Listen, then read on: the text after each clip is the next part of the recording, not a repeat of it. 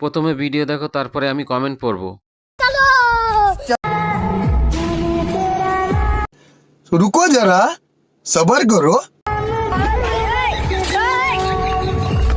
तो चलिए शुरू करते हैं। দিলি তো মান সম্মান শেষ করে।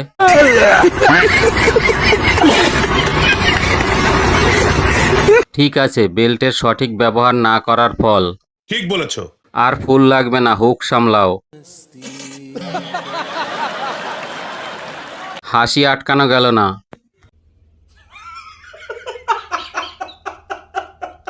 এসব বন্ধু নামের কলঙ্ক। नहीं, मुझे मजाक नहीं उड़वाना अपनी चीज का।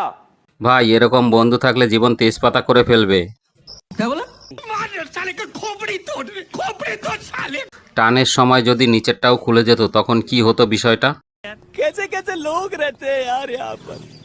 এই সুন্দর মুহূর্তে কাজটা ঠিক হলো? বাত তো সহি